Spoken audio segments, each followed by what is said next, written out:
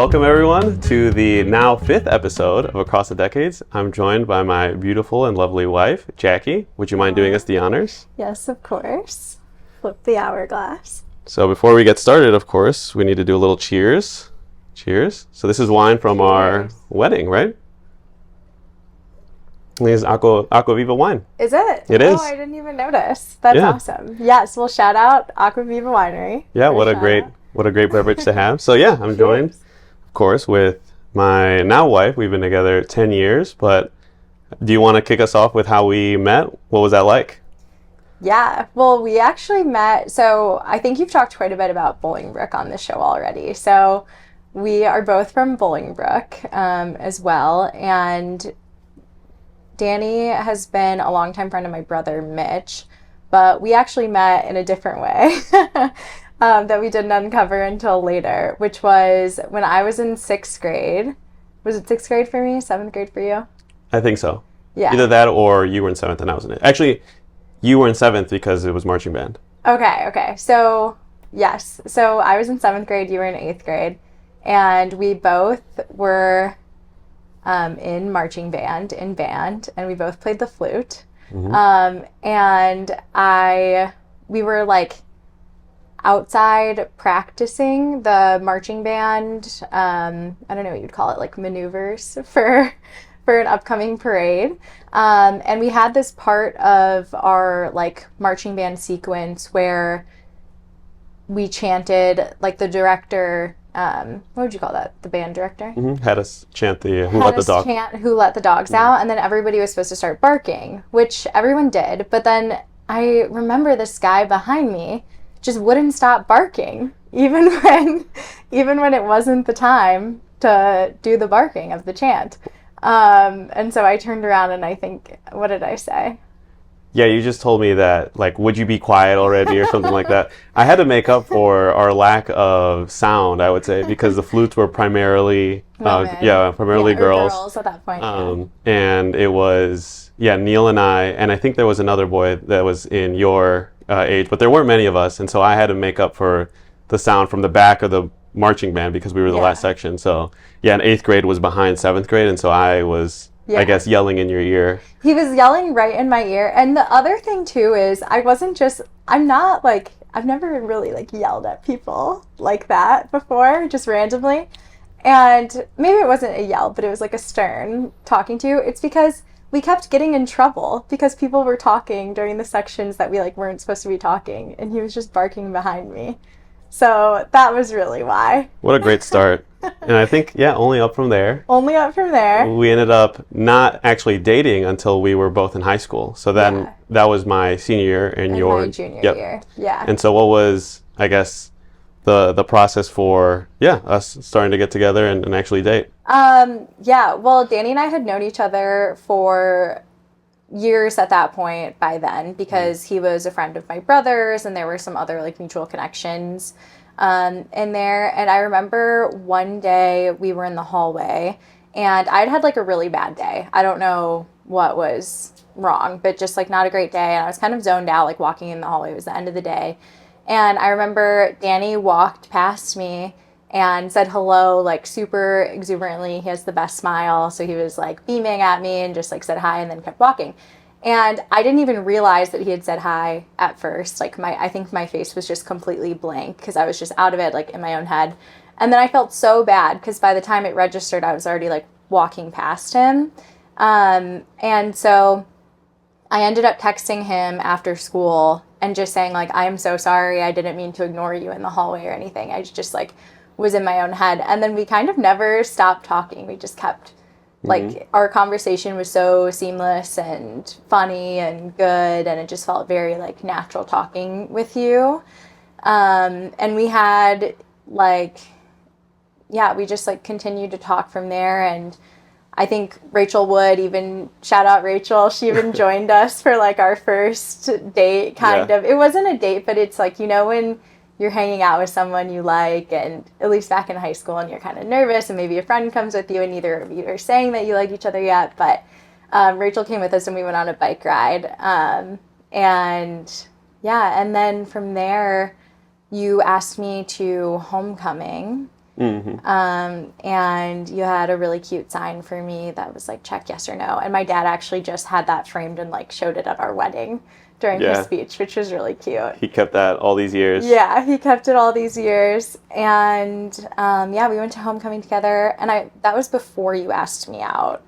I think that was like, But then I think by the time we went, we were together already. Okay. Something like that, yeah. Yeah. I think I asked you, before, but then when we were actually in homecoming, I think we were boyfriend, girlfriend. Okay, yeah. And you had to go and ask my dad for permission to date me. That I did. My mom loves telling that story because she just loves to brag about how Danny is such a good young man, which he is. And so, yeah, my parents were pretty strict back then, and which I'm now glad for. And I remember thinking it was so weird that they were going to make you come ask my dad for permission to date me and like be my boyfriend. And I still to this day do not know what you guys talked about. I was made to leave the room and they had to have a conversation man to man.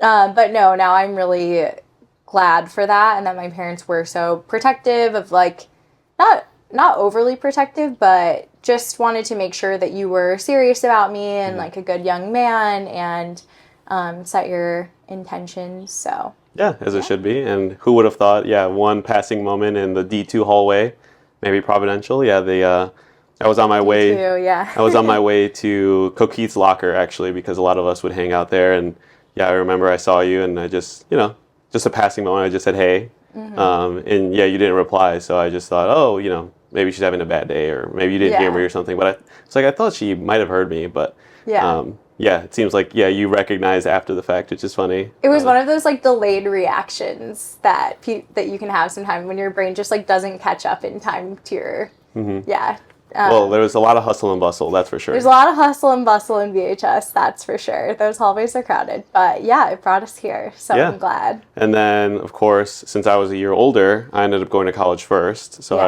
I remember you were there when I went off to college, and then, of course, I came back and stuff like that. But what was the, I guess, long-distance experience from your perspective? Yeah. I mean, it's funny because I found out maybe like after we had already done the first year of long distance that our friends had made bets on how long we would last, which is so rude of them. All wrong. All wrong. They were all wrong.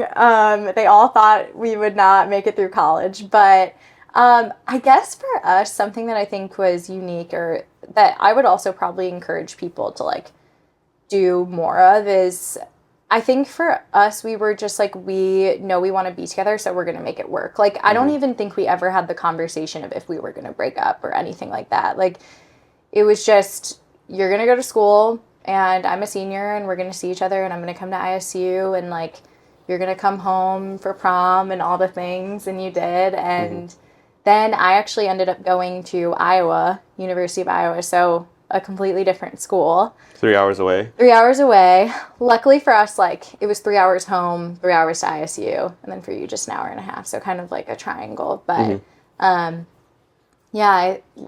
think for that was also not even a question. Like, we were just, to us, I think we were always like, we're going to figure it out. And that doesn't mean there weren't challenges with it. Like, I think we did a pretty good job. We would see each other typically every 3 weeks or so, I think. Either I would go to ISU, you would come to Iowa, you had a car, so that made it easier for you to come to Iowa, or we would meet at home. And I think, like, a challenge, we would start bickering a little bit, like, if we went over that 3 week mark, because we missed each other, which is normal. But I don't know. We just were like, we're going to do it. And so we did it. And that even included an extra year. I stayed on an extra year after college, too, to do a fellowship program with the University of Iowa. And I studied abroad, and you were traveling around Europe at the same time. And through all of this, I think it was 5.5, 6 years of long distance that we did. And I wouldn't change a thing. And I'm also so glad that we did that, just because, like, I'm so glad that we didn't pick the same school or decide to take an easier route, because you have all these beautiful, amazing friendships, relationships, and also career, like, achievements and connections with your professors from Illinois State. And then I have those same things, like these amazing friendships, relationships, like relationships with colleagues that are now friends. And like, I had the most amazing professors, and Iowa was so great for my career development and personal development as well. And same for you for ISU. And it was really fun getting to like bring both of those worlds together too. And now your ISU friends are my friends, and my Iowa friends are your friends. And so that's been a really cool part of it. Like, we both got to have our own worlds and then combine them eventually too. Oh, and I think I said, like, what I'd like people to do more is just like trust themselves in a relationship, like, and the other person too. Like, for us, I don't know, I feel like once you commit to something, just know that you're committed to it. And that doesn't mean obviously like stay in a bad relationship or something, but it does mean if you know that there's something special with someone, don't be afraid to just dive into that, because it's worth it. Yeah, I think it was St. John Henry Newman that said 10,000 difficulties don't amount to a single doubt. So just because, you know, we have a lot of challenges, that doesn't mean that we should have any doubts or that we should question, you know, our own relationship. It's just, okay, these are new ways for us to overcome, whether it's long distance, whether it's, the difference in environments. Like, of course, my first year in college was very different than your senior year in high school, which was its own dynamic. And then following that, when I first entered the workforce and was working, you know, living in Chicago already, and you were still in Iowa, also still a student, right? Like, that was also a different dynamic. Also, when I was in Europe and you were studying abroad. So those are all different dynamics that, you know, pose their own difficulties, different time zones, different different obstacles. But it's not like we ever had any conversations or even like thoughts, I would say, that would say like, is this going to work? It was always like, okay, well, it's going to work. It's just how are we going to get around it? Yeah. How are we going to just like get through this difficulty? But even the difficult times were not like bad times, if that makes sense. Like, I would still say every difficulty we had was still full of like love and respect for each other. And there was never a time where I felt like this wasn't a wonderful relationship that we had together. I think it was just different life phases present different timing challenges, and like distance, you miss each other. And so what does that look like? And also, I think there are different points of our relationship where one of us gave a little bit more at the time, which is normal for a relationship. Like, especially in the beginning of, I would say, like my time at Iowa, when you had a car and I didn't, you definitely made the trip more to see me. But then when I was in the fellowship position my last year at Iowa, I came more frequently to you because you were settled in Chicago and working and all of those things. And families here and whatnot. Families here, yeah, definitely. Yeah, and then of course that led into COVID. Which, was its own dynamic, and then ended up bringing you into Chicago, right? Not too long after. So, what was it like moving into Chicago during COVID and whatnot, but then also, the next step in our relationship, being in the city? Yeah, well, moving, obviously COVID was such a scary, hard time for so many people. And I think an extra layer of that was like my sister, Sammy, she's higher risk too for illnesses and stuff. So just needed to be like very, very careful with her as well. But in a way, it was a double-edged sword kind of, because I missed you and wanted to be home too. And so I got to come back to Chicago sooner.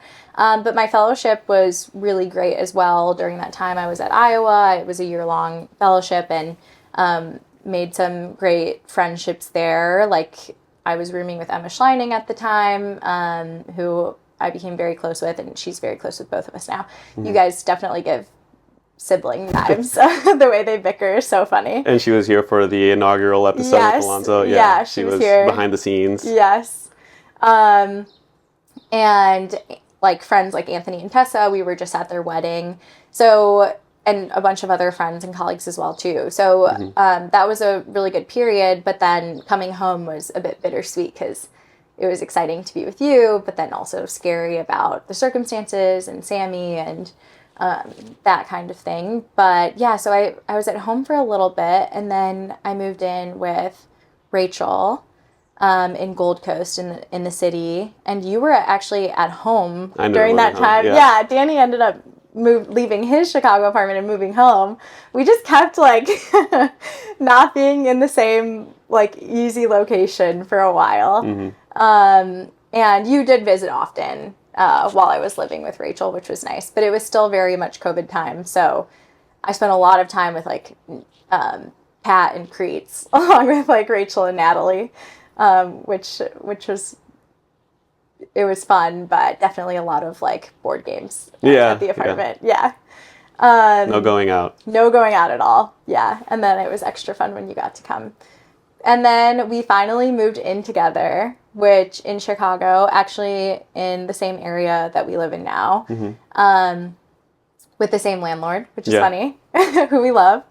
And that was, I think, a really, really nice transition. Like after having been long distance for so long, or even like shorter distance, but still distance, it was really just lovely to like be in the same place with you and to get to officially like and fully combine our worlds that way. Yeah, I mean, I think our biggest fight moving in together was putting together the IKEA furniture. Like there was no, that was the biggest one. That's always the biggest fight. Furniture. Be warned, is the putting together the furniture. But otherwise, it was so lovely for us. I think I'd heard stories about how it's really difficult moving in with your partner and like, that you end up fighting a lot at first and all of those things. And maybe that is the experience for some people, but I don't think it was for us. We were just happy to be in the same space. Yeah, it definitely accentuated the good. Yeah. And then helped us like learn more about the other, I think, in just being in close proximity and whatnot. And of course, you were still, from a work perspective, it's not like you were home as much as you are, or I guess as you were during COVID, of course, but then I was, right? Like I was working from home. And then from a space perspective, it's not like we were too close together, right? You ended up still going out and meeting with the different donors and whatnot. And I also tend to do well just staying at home and not moving. Like I'm not too big. Yeah. Danny's not a person that needs like outdoor time, and I definitely am. So I was outside as much as possible. Yeah. But then when you did get, of course, your next job at Amazon, you did need that space because we didn't have that. And that's what ended up causing us to move. And so we've moved every year, at least, I think both of us have moved every year since we both went to college up until this year. So now this is the first year where we're actually staying somewhere and not moving for the first time. Well, there was one apartment I had in college that I did 2 years in a row. Oh, yeah. But it was like, I'm pretty sure it had black mold. It was tough. Like I felt so sick the whole time. And that was the year you went to Europe also, right? So it was like half a year, yeah. Yeah. So... yeah, definitely. And when you say we needed more space, that's because I would say, like, at the time before that, I was going out, like you mentioned, on donor meetings, and, like, more of my work was outside of the house, on calls and things. And then when I transitioned over to my current employer, Amazon, it was more meeting heavy and fully remote since my team was mostly in Seattle and Charleston. And I had a lot of calls. So we definitely needed more space to like both take meetings and things. Yeah. And I think the moving in together experience is, it's shines a light on the relationship. There's a lot that is to learn. There's a lot that can be nerve-wracking about it. And I think for us it was a growth experience, definitely, like moving in together, and like you said, moving or I guess like combining our lives, definitely from a scheduling perspective. I know that's something that you've been able to take the reins on. Oh, I love that, because Danny is very typically like, how do I even explain it? Pretty go with the flow, blasé. Pretty go with the flow, blasé, like, and also I think it's just a Hispanic thing to some extent. Like I'm also half Puerto Rican, so my mom definitely runs on like Puerto Rican time, we call it, and she's typically late and all those things. But then my dad is like right on schedule all the time. And I think for you, it was very much a like, I'll get there when I get there. And like, I'll like, I don't know, I'm maybe for these plans, I have to see. And then it's like the day of, and I still don't know an answer. And so I loved when we moved in together and I was like, here's our schedule. And like, here, let's do it. You actually were the one that got us a joint calendar, but I think we were like, we were able to combine calendars. Yeah, and a lot of the times, whether or not I'm available, I'll just ask you like, oh, do we have plans? Because you'll be the one that's really like coordinating, moving the chess pieces. Definitely, yeah. But yeah, the next step, and I think this is something that we've learned to appreciate and really value, of course, is our marriage, and bringing that together.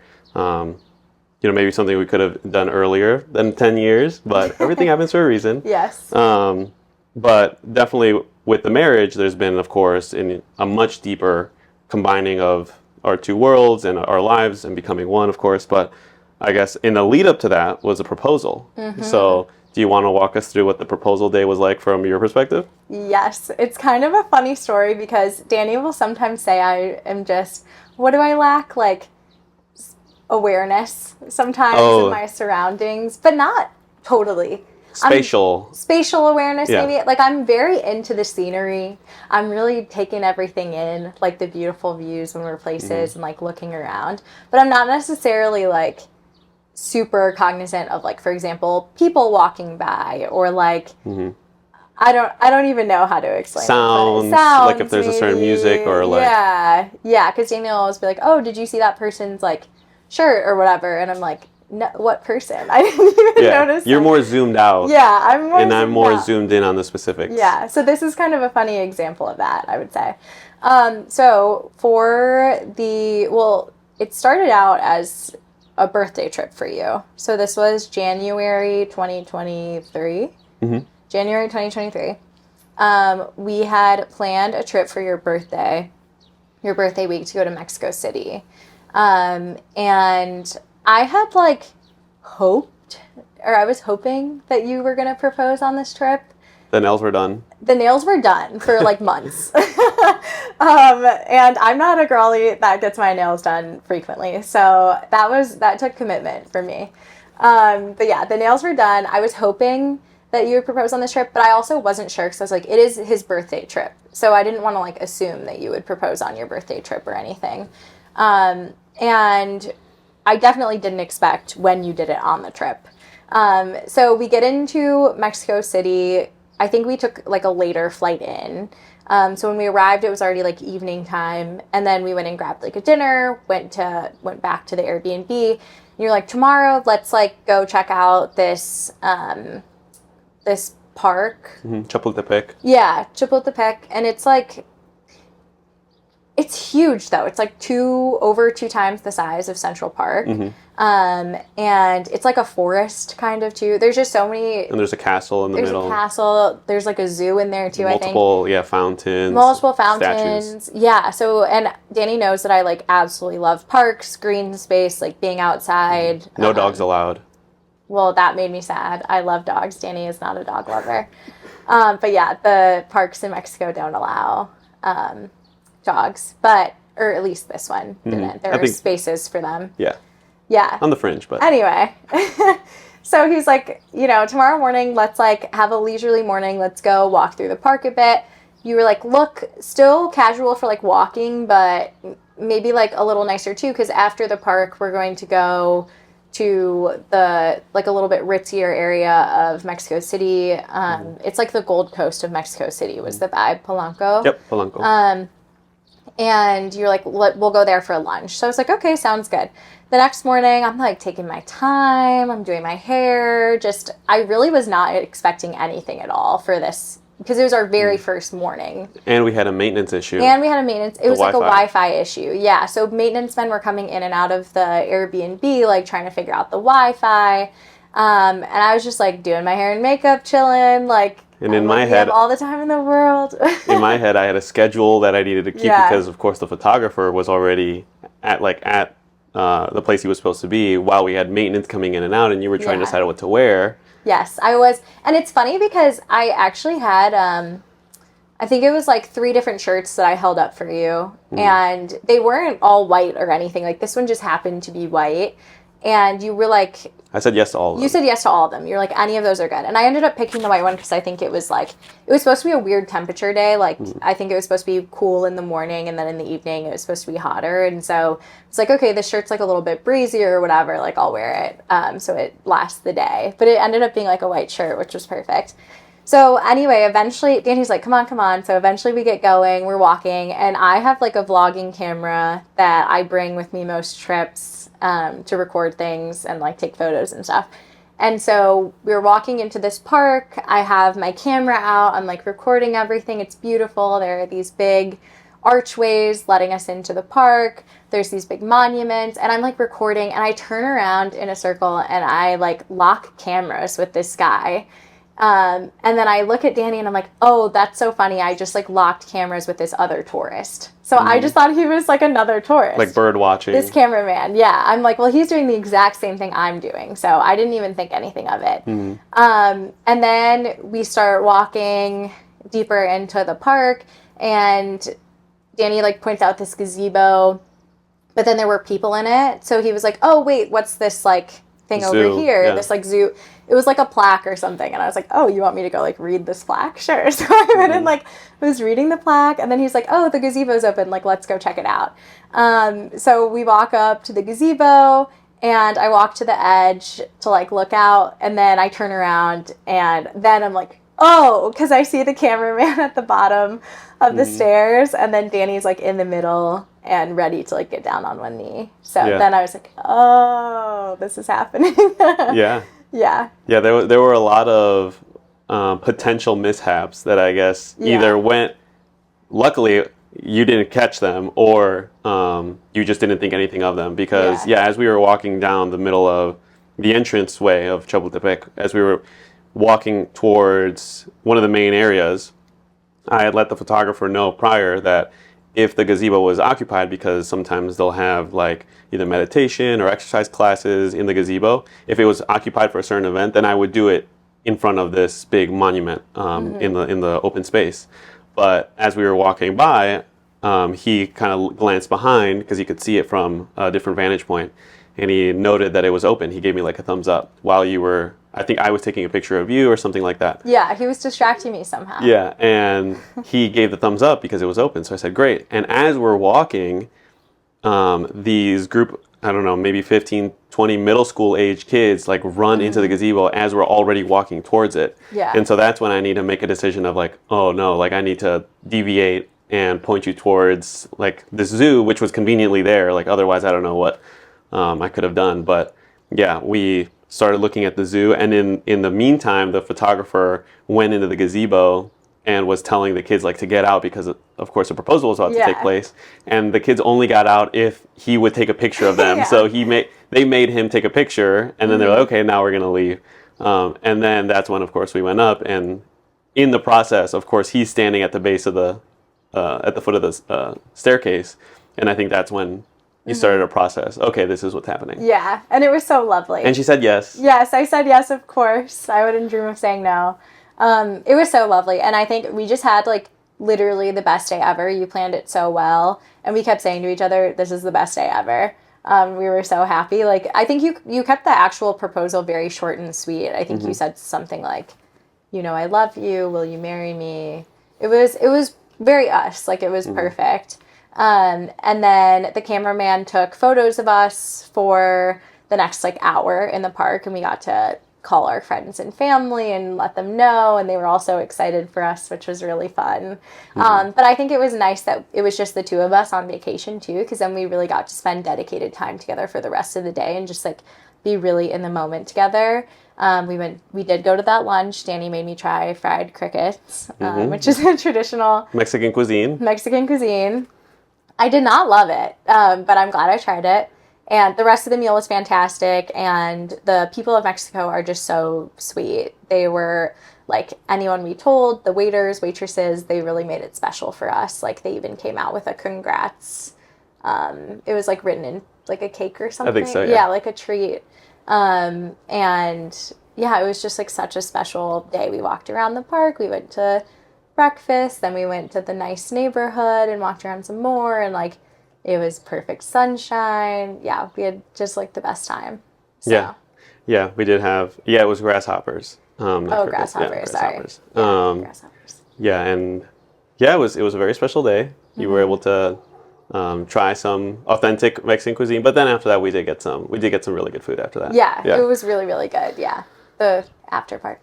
Yeah, the after part. Unfortunately, well, maybe not so after. The Montezuma's Revenge did unfortunately strike. It did strike. And this is why I'm so glad you proposed right away during the trip, because I think we got to enjoy like 2 full days. And then the third day, we were supposed to go on this hot air balloon ride over the pyramids and stuff. And I was so sick. But this is how you know that we really love each other. And I was like, okay, Danny does love me for real, because I was stuck in the Airbnb the whole entire day, so sick to my stomach, just really, really bad. And Danny was just taking care of me the whole time. He didn't complain once. He was laying in bed with me. We watched Shrek, like 1 and 2, I think. And you got me like croissants and just tried to get me to keep anything down. Yeah. And luckily too, that was not your birthday. The next day was your birthday. So we got to enjoy still your birthday together, and I was feeling a lot better by then. So So I guess fast forward now, because I guess it was a very short engagement. We went from getting engaged in late January to actually getting married in early September. Yes.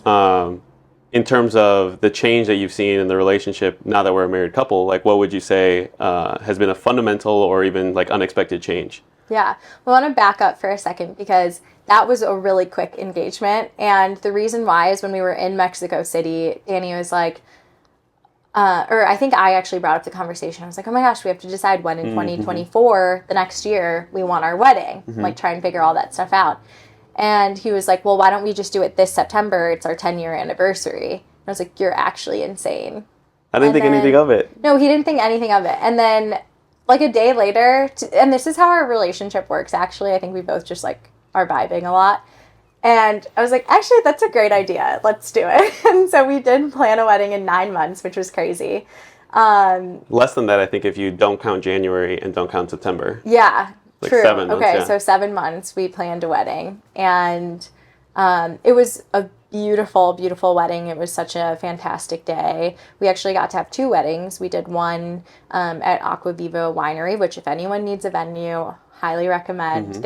It's like a family-owned winery and vineyard, and the staff is just amazing, and it was such a wonderful day. And like, thanks again to all our friends and family for like coming to celebrate with us. It was so special. Definitely.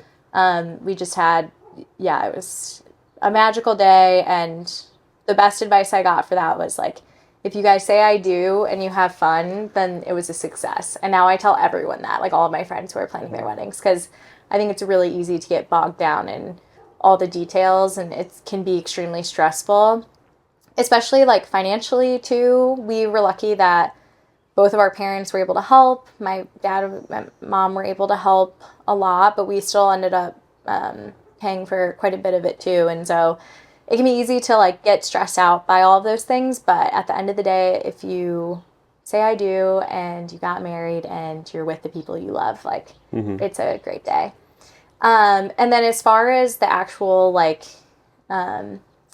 marriage and how it's changed, we tell all of our friends this. They ask like, how is marriage? Do you think it's any different? Like, and we both say absolutely, it's different, and Definitely. in the best way ever. Like, I didn't think it was possible for us to get closer and love each other more after 10 years. I wasn't expecting for there to be like this huge change, and there really was and is. And I think like we just like somehow love each other even more, and it's an even deeper connection. We have so much fun together. Which we always have, but like everything is just elevated now after getting married. So highly recommend. Yeah.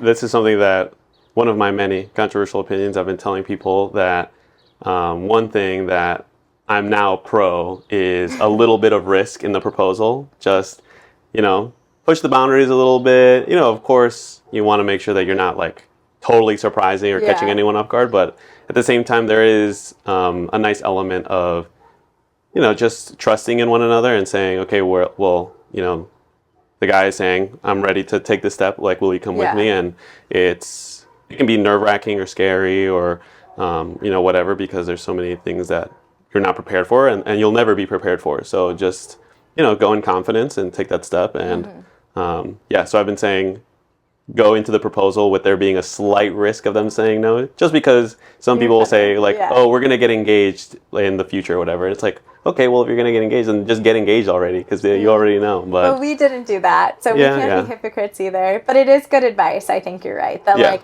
now just seeing like how our relationship has evolved and like how special it's been, I do think it's nice that we can share that kind of journey with our friends and family who are looking to take that next step, and just kind of encourage them to go into it with so much to look forward to. Yeah, and they can learn from us. Of course, we were, I would say, one of the first in the friend group to get married, so there was a lot of learning. A lot of learning, yeah. Not too many to kind of go off and reference off of. I didn't have many marriages in my family, like, as I was growing up, so I didn't really have much of an idea of like what to expect or how the setup should go and whatnot, but I totally agree. The marriage experience, in terms of now being a married couple, has been really freeing. Which for some may seem like a paradox. Like, how is it that you can be free, like have that sense of freedom, if now you're in like this long-term commitment? But in a way, it's like saying, because of this commitment, now we're able to focus on other things because we have this so locked down, pat. And the freedom that it's given us has allowed us to grow together much closer than we've ever been able to, and trust in each other and bring our worlds completely together. Last name, financials, thinking about all the other peripheries. The financials one was tough. Yeah, but it's good now. There's a lot of process. Just a lot of learning curve. Just a lot of a learning curve for sure.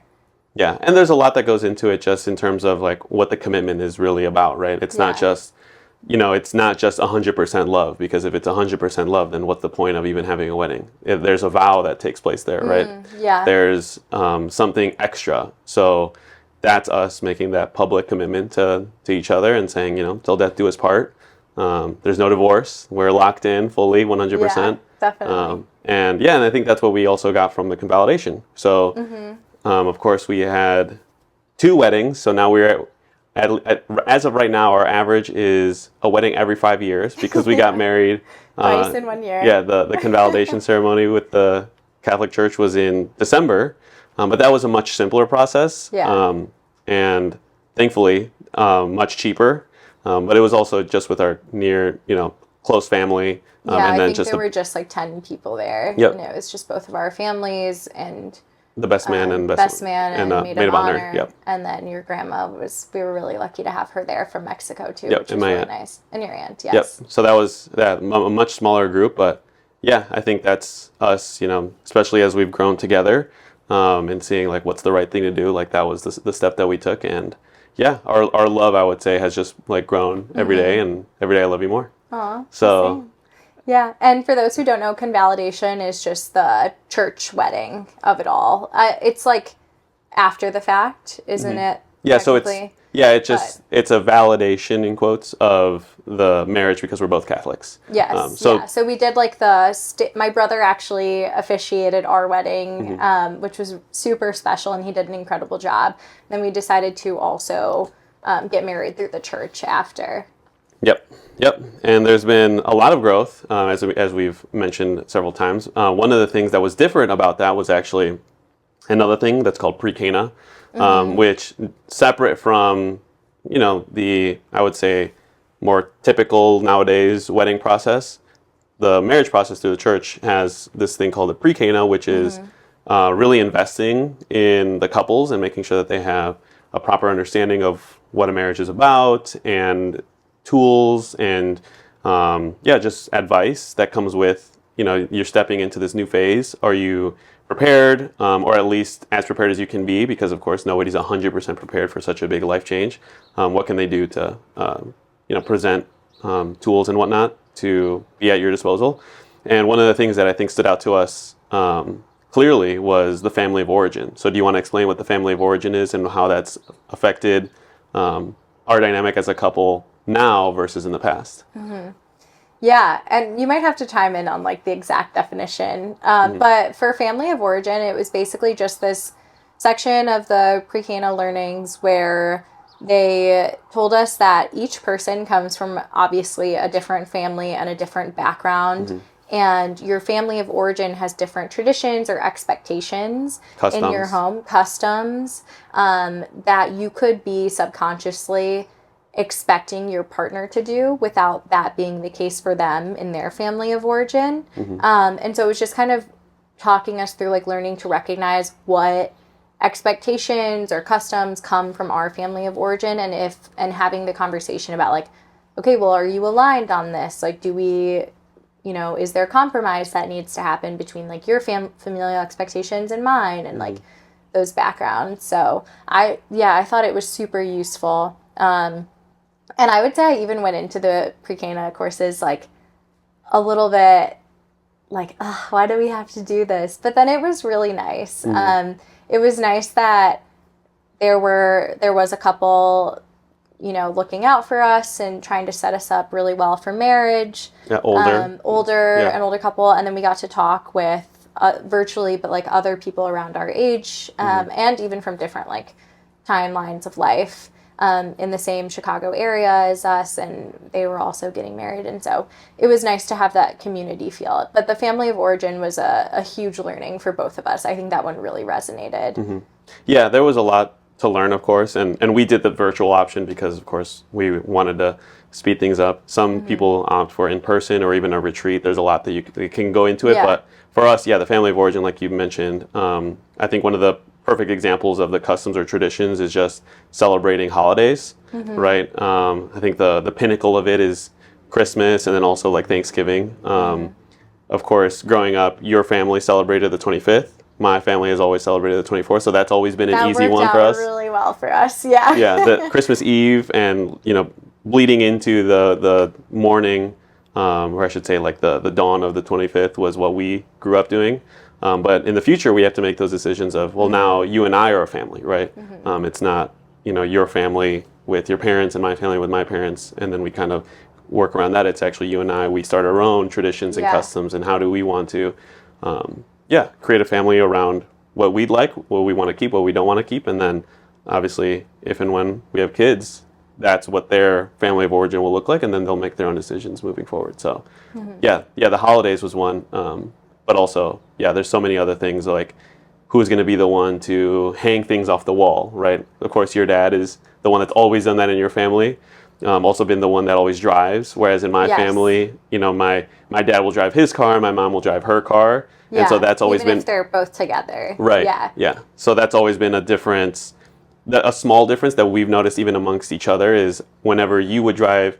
or whenever it would be your car, I would suggest that you drive. Whereas from your perspective, I was like, why can't you just drive? Like, I drive all the time, but if you're in the car, I want you to drive because I don't want to worry about anything. I want a passenger princess. Yeah, and those are the small things that you don't think about. Is from your perspective, like your dad was always if he was in the car, he's always driving. Yeah, no matter what, unless it's like your brother stepping in for something. Yes, or either Mitch or my dad. Yeah, the men in the family would drive. Not to say my mom has driven us all the time, like when it's just her, and she still drives all the time, and all those things. So we still have, like, not saying my dad that she doesn't drive or something. Yeah. Like, it's just the custom. It's just the custom of when we're all in the car together, my dad was always the one to drive, or my brother, which I love. And so I think that you have done a great job of, like, once we it took a long time, but once we understood that about each other, just like even having that conversation, you've been very gracious about being like the one to drive when we're in the car together, which is nice because driving stresses me out in the city. Yeah, there's been a lot of nuances that I think, of course, you uncover over time, but I think as long as you have that humility or just like open-mindedness to say, okay, well, clearly there's something that's causing maybe a little bit of dissonance, like what is it? And we pinpointed obviously that was just not necessarily you wanting to put responsibility on me or me wanting to put responsibility on you. It was just we grew up and that seemed like the normal thing to do. And we just never noticed those things until family of origin. Yeah, it was definitely insightful. So I'm glad we did it. Yeah, and of course, given that it was based on marriage, one of the things that they really talked about was just love in general. What is love? How can you cultivate that in your relationship? Of course, over the years, each of us will age. So there's going to be a lot of not only aging, but challenges, trials. We'll, of course, encounter many in the decades, hopefully, that come.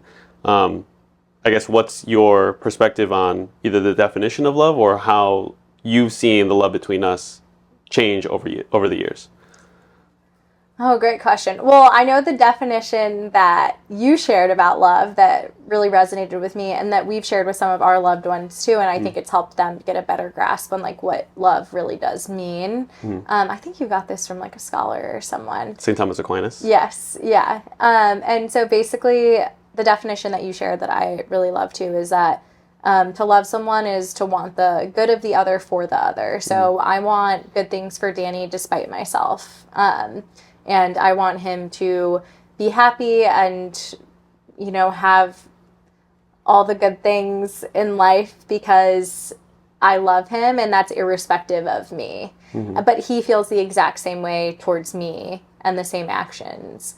And so I really enjoy that definition. And I think it puts things into perspective because if you really love someone, it's not like you're hoping to gain anything from a situation with them, which is huge. It should be very unselfish. That doesn't mean, again, like putting yourself in a bad situation with someone, but when you're married and when you have like that trust between each other and, or even in close, like deep friendships too, I think it's important to like, that definition is just like all encompassing. Yeah. It's really nice. Yeah. To will the good of the other for the other. Yeah. To will the good and of that's, the other. That, like you said, is at even your own expense. Or I should say, like, if it's me regarding someone else, it would be even at my own expense. Where I say, well, it doesn't matter if I want something just because it's convenient to me or because it's beneficial to me. If I truly love you, then I'll sacrifice whatever my desires are for your own sake. And that's even to the point of saying, you know, even if you don't express gratitude, right? Which I think a lot of people can really fall into the trap of saying, well, I'm doing all of these things and they're not even thankful for it. Which of course we do hope that there's the appropriate recognition for the work and the effort and time that people invest in one another, and there should be given thanks. But even if there's not, I think what true love is to really give yourself for the other. And just sacrifice whatever it is so that ultimately what we want, again, is like the flourishing relationship between us, right? Our marriage is what's most important, and then everything kind of flows out of that. Definitely. Yeah, and from a prioritization standpoint, something that I know I would say, not necessarily forced, but we've kind of confronted or reckoned with as of late, just with the nature of our marriage and settling in, has been the prioritization of different aspects of our life. You know, coming together, I think, has brings in these subtleties of, okay, well, now we're not just like two independent people, we're actually one person. So how do we make these decisions as one person? And that comes with many different aspects: the work life, the social life, of course, wanting to also prioritize rest and worship and things of that nature. So as we also are getting older, how do you view the different aspects of your own life or our own life and prioritize them? How do you make those priorities, or how do you make that prioritization choice? Yeah, well, I think it's been good to just talk about how there's a natural order to things in terms of like, you know, you mentioned our marriage and our families and our really close friends and things, that there is an order to that, and that's okay. I think something that you've really encouraged me to do, you mentioned, is rest. And that's been huge for me because and I think we both are, but I'm so fortunate to have so many wonderful, wonderful friendships and like relationships in my life. And I value all of those so much. But it was getting to a point where I was like completely booked solid every single day of the week with like some kind of commitment. And I just felt like on empty all the time, I think, just like so drained. And that was even more apparent when my job became really strenuous. And so, you know, definitely working where I do, it's very competitive. I'm surrounded by great people at work, which I'm so grateful for. And I really enjoy the work that I do, and it's a very cool space to be in. But it's definitely different. It's much more time intensive, and can be like, I would say the role that I was in, I recently switched roles, still at Amazon, but the one that I was in, I would say like a lot of people in that same role and myself, like we were more prone to burnout just by like the nature of the role. So it can be And off hours, reaching out. Yeah, and off hours and like all of those things. So I was giving it my best effort to like have balance and, or what I thought was my best effort to like have balance and make sure I see everyone. Cause I also never want the people in my life to feel like they're not a priority for me or that I'm not wanting to see them or something like that too. But so Danny had to talk me through that in terms of like, it is okay to say no.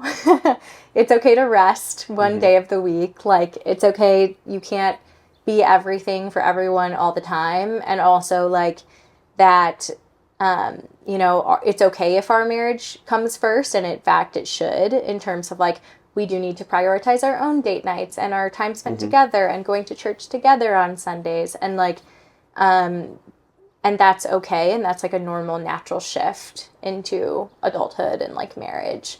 So that's been good. And I have completely seen a difference in my my anxiety, I think, especially, because I just like always felt anxious, and it makes sense because I was always on the go. Like there was no downtime ever.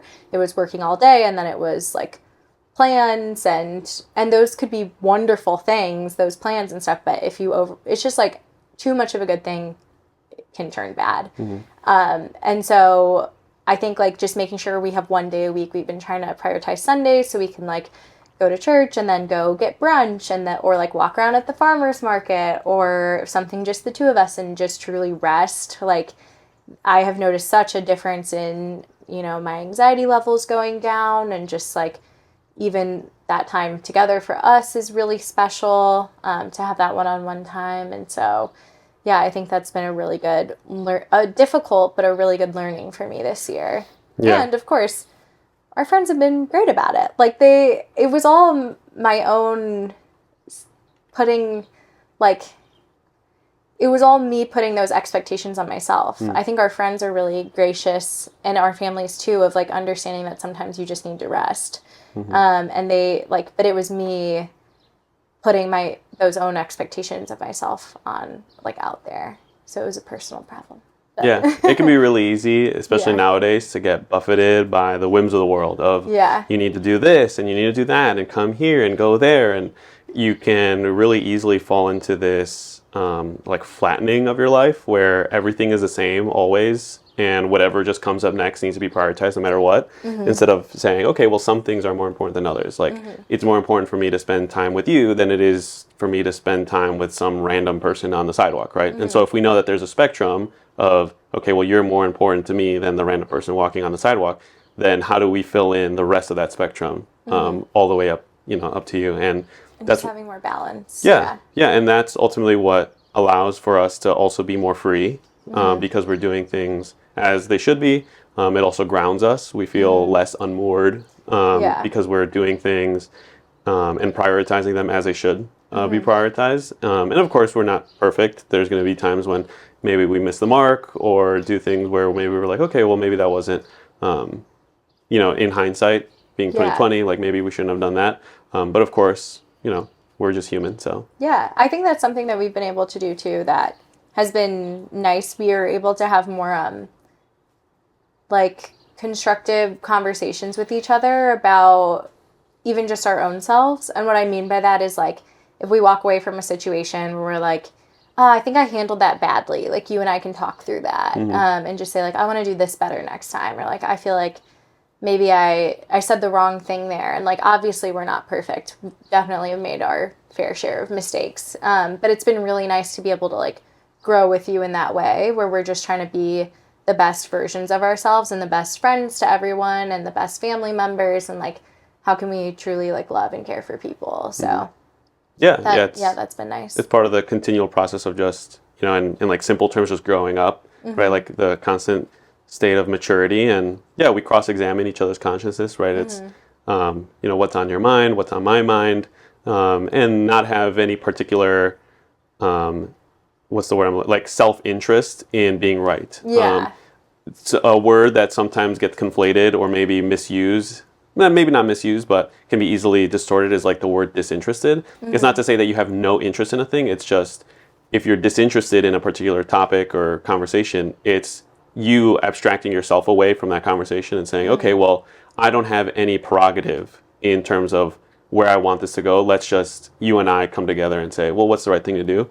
And of course, that's how we make decisions now, right? Yeah. You know, we're married and that's going to be the most important thing. So how do we, when we're making decisions of where there can be no compromise, right? Like, let's say, you know, you want one thing and I want another, and the middle ground, it satisfies neither of us, then how do we make a decision? Is it just me willing myself over you, or you being really crafty and persuasive? No, it's just a matter of, okay, like, let's present the options. And then, like what's actually best for our family. Yeah. Yeah. Yeah, and we've really talked a lot about, I would say recently, like defining like what does good mean, what does love mean. Like these are all terms that people use nowadays that can be easily just jumped over in terms of really contemplating what they mean.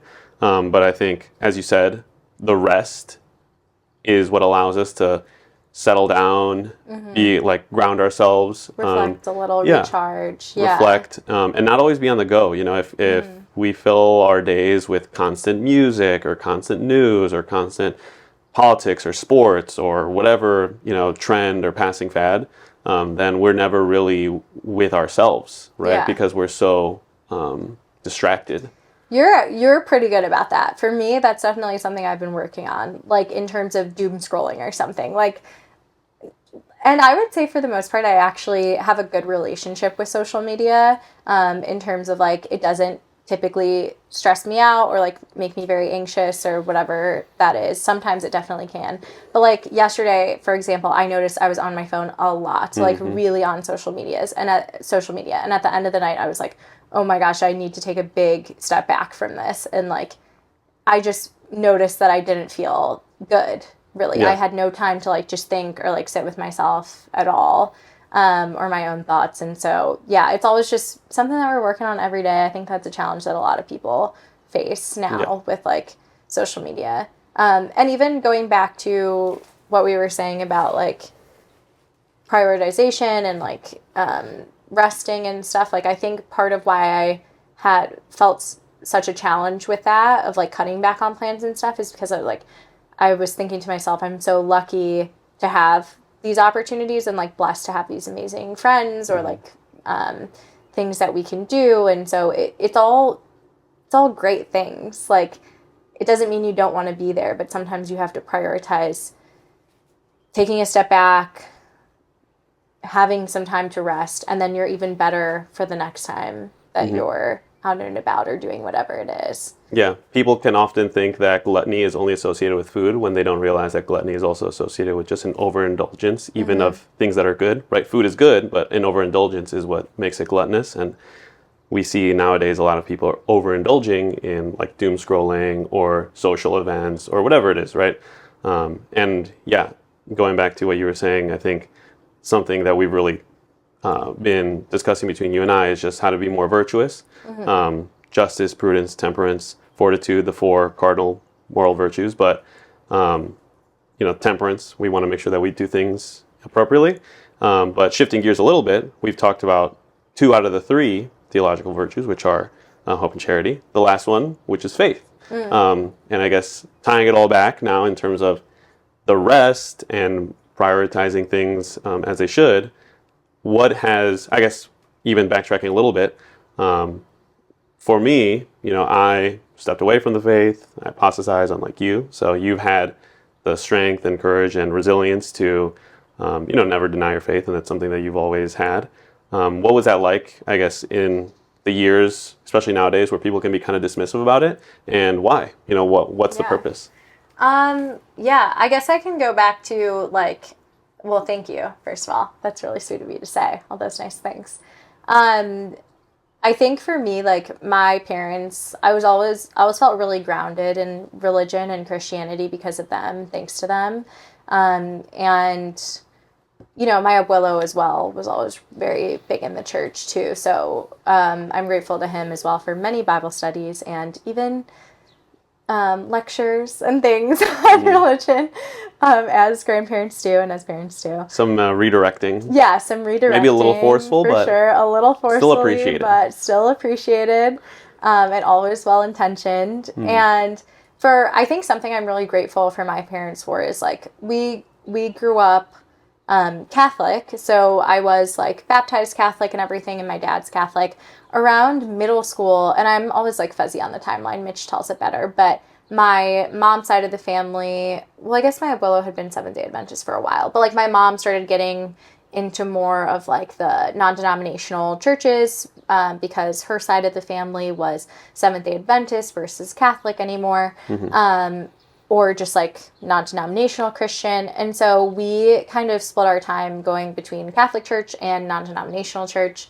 But what I appreciate from my parents is they never really like said we had to be Catholic or non-denominational or whatever that was. They just cared that we continued to have a relationship with God throughout our whole lives. And so that was always like the priority of like having that deep-rooted faith. And we also saw miracles. I mean, my family has, like, my little sister was Sammy. She's the best. She got really, really sick while I was in college, and Danny was there, and he was lovely through all of it. She had a 5% chance of living. She was the sickest kid in the hospital. She was on full life support for like 10 days.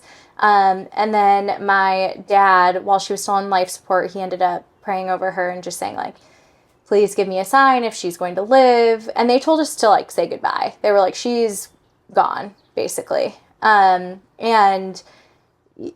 my dad had like said that prayer. Within the hour, her heart started beating on its own, which was crazy. The hospital was shocked to their core. And it's like the best children's hospital, one of the best in the country. And so these are fantastic doctors. What did they say? They were just floored, and they were like, okay, well, she's going to be brain dead. And because of the pick in her leg, that placement there, she's going to end up losing limbs. And so it was a very, very like challenging time. And another instance of my dad, like just having this like faith or intuition as well.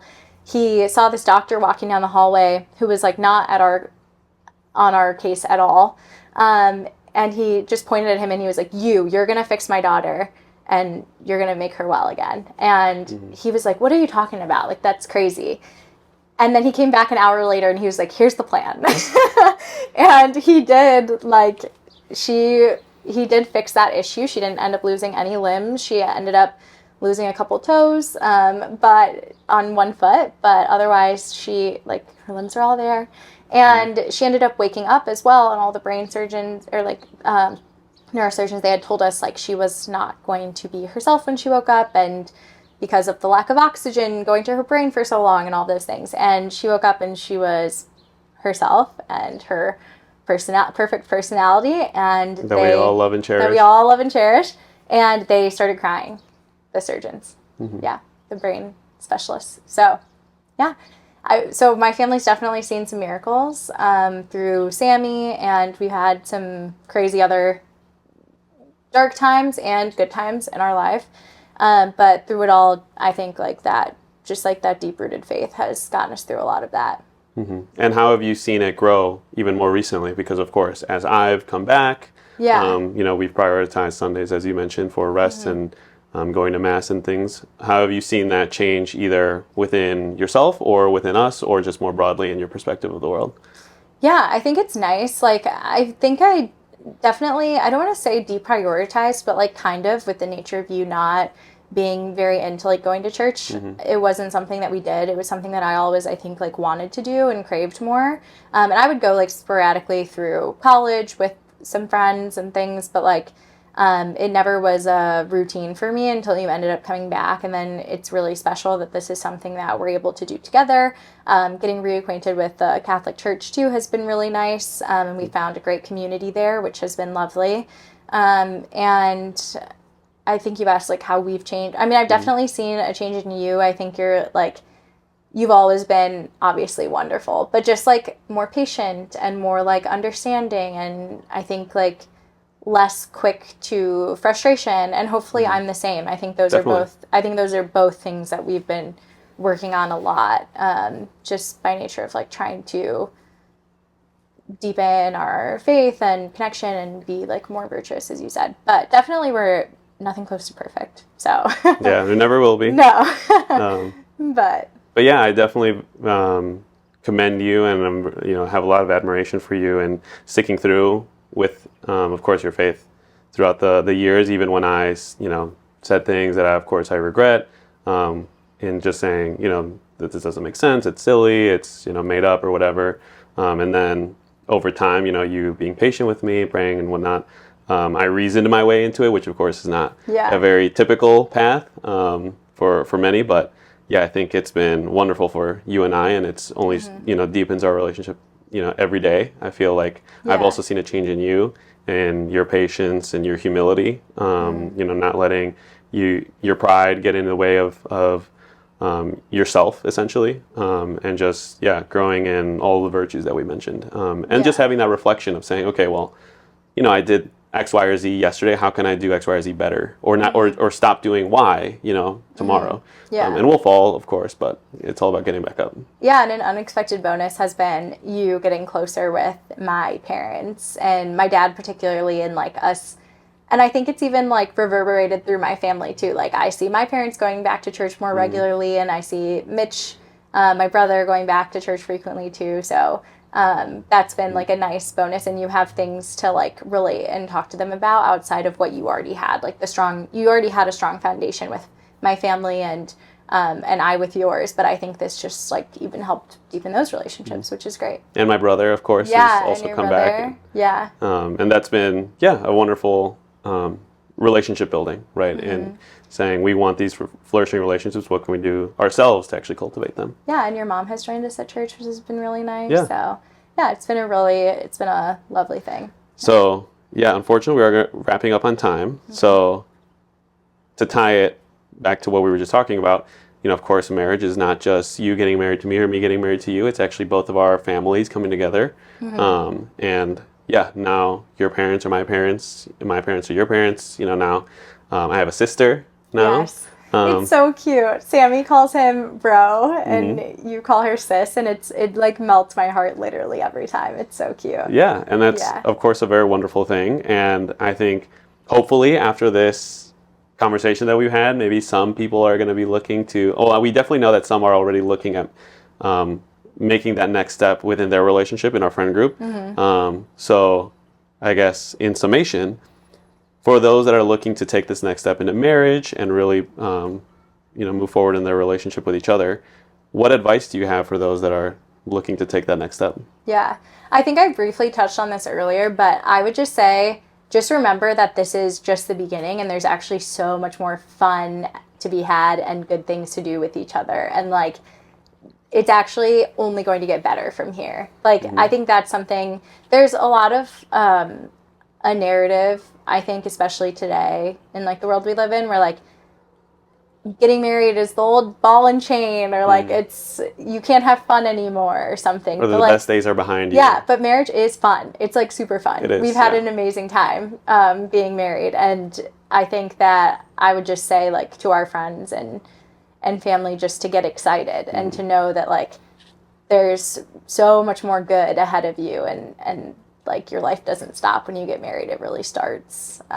Which is fun. Embrace time, embrace change. I think a lot of people are so either wrapped up in like the current because the future can look unpredictable and scary, and maybe that's true. And it certainly is true, I would say. But I think one thing that this experience for us in our marriage has really revealed is our marriage has strengthened not only my understanding of you and like getting to know you more and more every day, and I'll never exhaust that, but also getting to know myself more and more, and what I can do to become a better man. And I think that's what marriage has really pushed in each of us is, it's, I'm not just living for me, I'm living for you, right? And vice versa. And what can we do to continue to grow and become better, either in our own mental capacity or virtue, but also our hard skills. We did a little bit of a woodworking class together. Yeah. But yeah, those are the things that really push us to do better. And, how do we take either an apartment or eventually a house and turn that into a home? How do we essentially turn the inputs and outputs, turn food into a meal, and all those things that I think, a marriage is ultimately what propels us forward, because now, we have that responsibility and that commitment to each other. Yeah. So It's wonderful. one last thing, do you want to give a shout out to, I know, of course, you're a big bookworm, you're big into books. Yes. What's your Bookstagram and where can people follow you? Ooh, my Bookstagram. Okay, for everyone that doesn't know me, I think if you know me, you'll know I like books, but I love reading. I've loved it ever since I was very little. My grandma used to take my brother and I to the bookstore literally every week. Rip Borders. I miss Borders so much. But we used to go all the time, and I've just been a huge bookworm my entire life. And so I created a Bookstagram. I think it's like 5 or 6 years old now, but I still use it and post on it, and it's just like book reviews of all genres. I really like fantasy and like romance, so those are big too, but I try to read a little bit of everything. So it's JY_books, and you can follow me there and hopefully get some good recommendations for your next read. Yeah, and I'll just jump on because you inspired me to start my own Bookstagram, which Yes. I also do a more concentrated topic, but at the Musing Catholic. So we're both Bookstagrammers. Both Bookstagrammers now. And he and my mom were the original haters of the idea. They told me not to do it. But it wasn't because they didn't think I'd be good at it. It was because you were like, you're already too busy. What are you doing? Kind of a thing. But no, it's been great. And I would highly encourage, actually, if anyone has an interest like that they want to do something creatively with, I would really recommend you just go for it and commit to it. And even if you're not good at it at first, just keep having fun with it and trying, because this Bookstagram has actually gotten me, it helped get me my current job, which is working in books. And then it also helped me get this, I just moved into a different role. That was a piece of it as well. I think, it's just been a great part of my career growth, which I did not expect. It was just supposed to be a hobby. Yeah, encourage everyone to not just focus on efficiency and how they use their time, utility and stuff like that. Sure, there's a time and place for that, but again, going back to the prioritization, also prioritize having fun and being just having leisure and really enjoying that and being fruitful with it, even if it's not the best, if you are interested in painting or drawing or singing or playing an instrument, even if you're not all that great, it's still a really productive thing to do just for yourself. And maybe it'll take you somewhere, you never know where it can take you. I could talk about that for hours, because I think we're not just these corporate machines that work needs to be our only focus and priority. In fact, it shouldn't be. The real priority, we've talked about, should be family, friends, your loved ones, the tangible people there. But then also following those creative passions and you shouldn't live for work, in my opinion. I think that it's really important to pursue those passions and things that fill your cup, whether that's creatively or like Danny mentioned, we did a woodworking class because I was obsessed with the idea of woodworking for a while, because my dad is amazing in construction, and he's really talented at that, so I wanted to give it a try. Danny actually ended up being incredible at it, but I wasn't that great, and it was something super fun that we did that I'm probably not going to do again.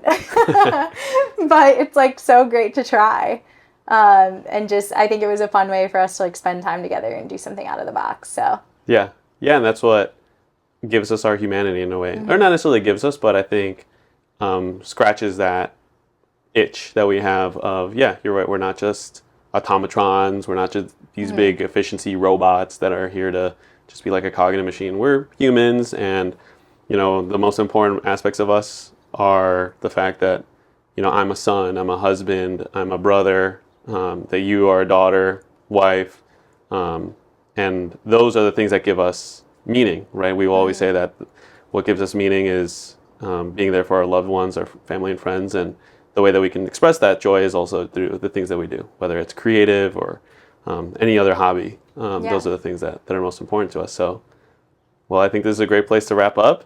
Great. Anything else that you'd like to add? No, if you made it this far, thanks everyone for listening. Thanks, Danny, for having me. And I guess just like I'm really proud of you for doing this and making a space to connect more with the people that you love in your life. And I think it's already been such a special thing to just have this time and space together with your guests and like put it out there. I have been listening to the previous podcast episodes like on my walk to work and just when I'm out and about or like on a walk, and it's been so nice to actually, instead of just like this being other media of people I don't know, it's been so cool to like listen to an episode about Creeds and learn things I didn't know about him, or Malcolm's soon to come, or Sydney's was really wonderful. Alonzo's, like every guest has been so incredibly special. So and I can't wait for all the future guests too. So just really proud of you for what you've done so far. Great. Well, thank you. I love you. Love you too. I love no one else more on this side of heaven than you. Aw. And I can't wait to see where our marriage goes. Aw, me too. So, love you. Thank you everyone for joining us for the 5th episode of Across the Decades. Woo. What better guest than, of course, my beautiful wife, Jackie. Join us next time. And yeah, we'll see you later. All right. Ciao. See ya.